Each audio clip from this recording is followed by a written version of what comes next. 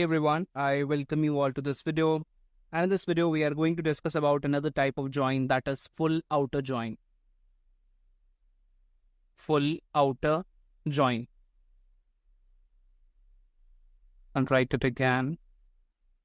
Full outer join. So full outer join will basically include three things. It will include the output of the inner join.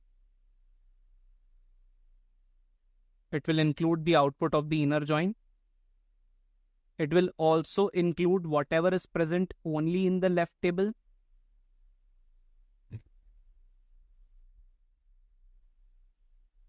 And it will also include whatever is present only in the right table. So let's try to understand its output with the help of an example. So again, we have table 1 and table 2. Table 1 is our left table and table 2 is our right table. Right. So we will take an example to understand this.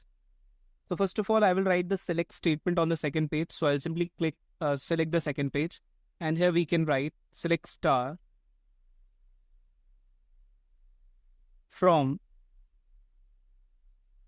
table 1 full outer join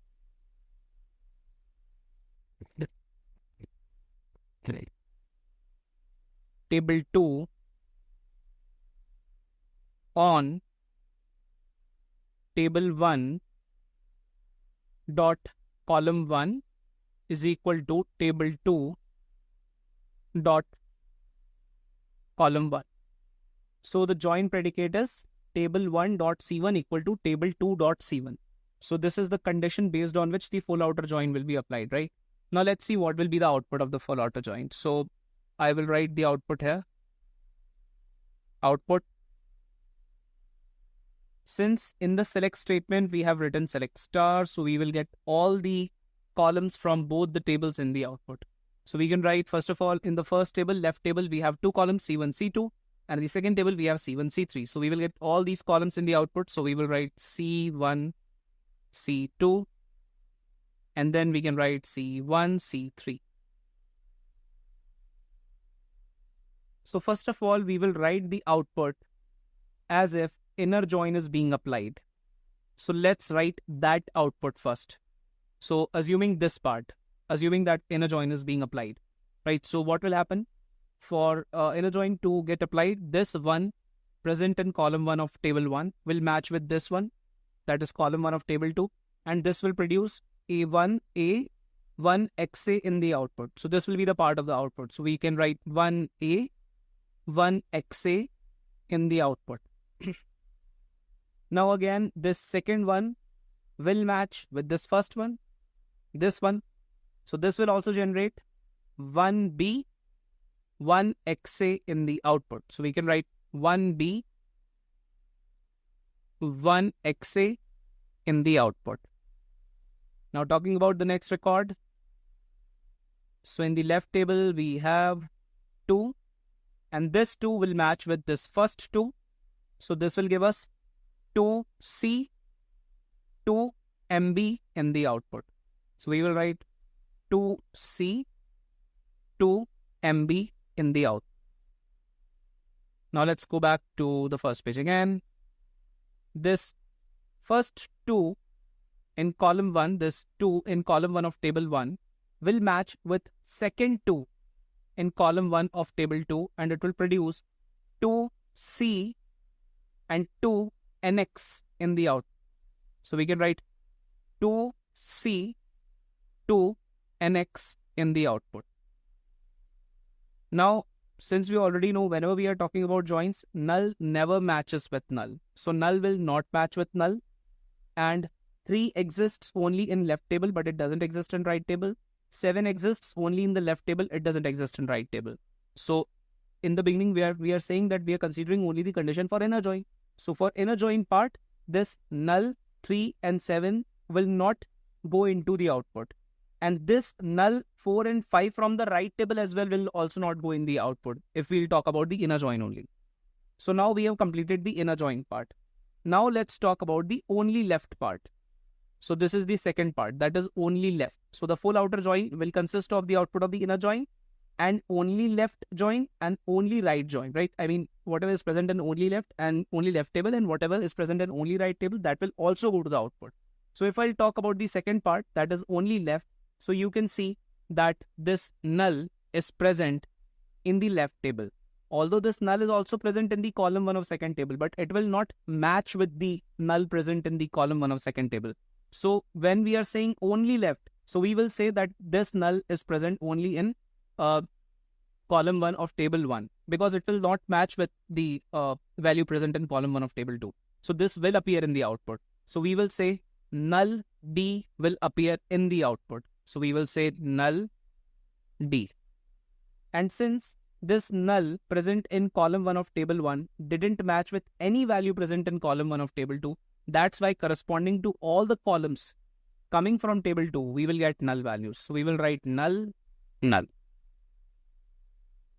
Now let's talk about the other record which is present in only left table. So we have 3 which is present only in left table. So we can write 3E to be to appear in the output. 3E will appear in the output. But corresponding to this 3, we do not have any matching value in column 1 of table 2. So we will get null values corresponding to all the columns coming from table 2. So we will write null, null. Also, if I'll talk about the only left part, so we have 7 present only in the C1 column of left table. So we will have 7 DA in the output. But since this 7 present in the C1 column of left table doesn't match with any value in C1 column of table 2, that's why we will get null values corresponding to 7A, 7DA. So we will write null and null. So we have completed our only left part. Now let's talk about the only right part. So there are certain values which are present only and only in the C1 column of right table. So the very first value is null value. So although null value is present in the column 1 of both the tables, but again this null will not match with null present in the column 1 of table 1.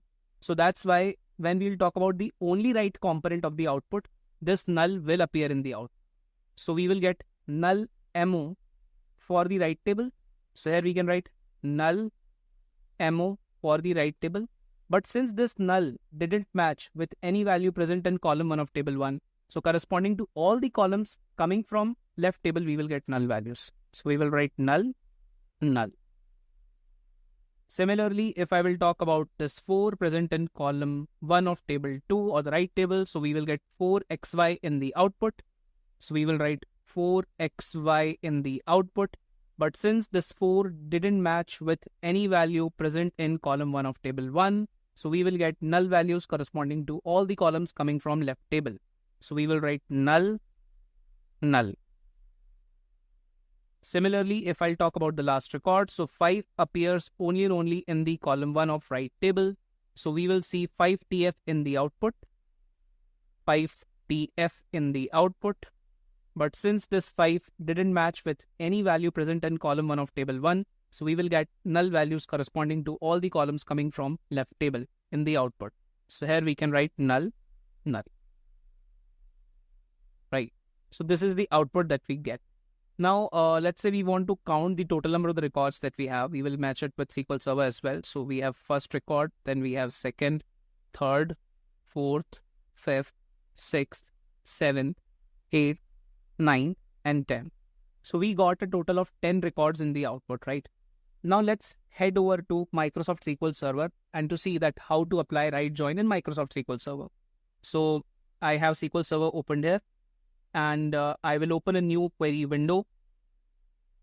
And here in the new query window, first of all, as you can see that the sales database is already selected. First of all, let's run a simple select statement to see the data that we are going to use. So these are the same tables that we have discussed in the presentation. So, but still I will simply run simple select statements. So I can write select star from table 1 and then select star from table 2. If I will execute simply, so you will see that these two statements are executed and these are the tables that are available to us. These are the same tables that we have available in the presentation. So if I will show it to you, fine. So you can see that these are the tables that we have, and these are the same tables, right? So the above one is the left table and the below one is the right table, and here the left one is written here and right one is written here, right? So when the full outer join will be applied, the output should look something like this, as we have discussed in the presentation. So I will simply write, I'll open Microsoft SQL Server, press enter twice, come to line number 7, and I'll write select star from table 1 full outer join table 2 on table 1 dot column 1 is equal to table 2 dot column 1. If I will now execute the statement written in line number 7 and 8, so you can see we get a total of 10 records, which are matching with the output that we discussed while we were talking about this example in the presentation, right? So you can see that the full outer join works in this way. And as of now, we are getting all the columns from both the tables in the output. We can decide if we want certain columns to be present there in the output. So we can use aliases for the tables. So we can achieve that in this way. I will just reduce the size of this output section. And here I will write, first of all, let's write select star only. And then later we'll write the names of the columns. So first of all, I'll write select star from table 1.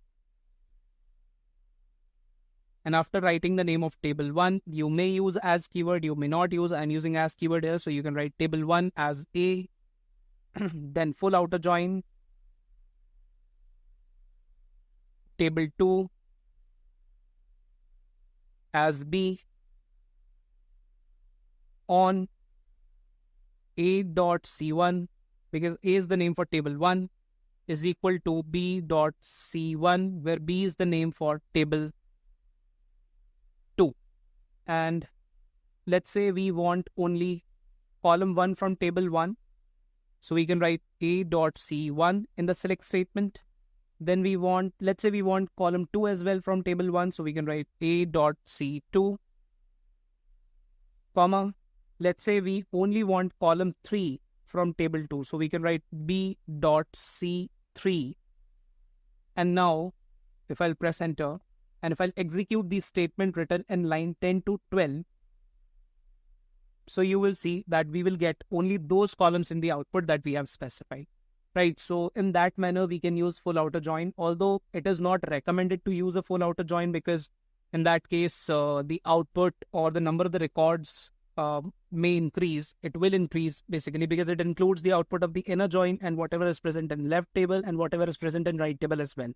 So that's why the output will increase, right? So, and again, if you are using these full outer joins somewhere in your queries or maybe to create some views, so that may also be time consuming because a large number of records will be created as a part of the full outer join, right? So I've been working on some of the projects where we were using some views in which full outer join was used, and it was really very much time consuming.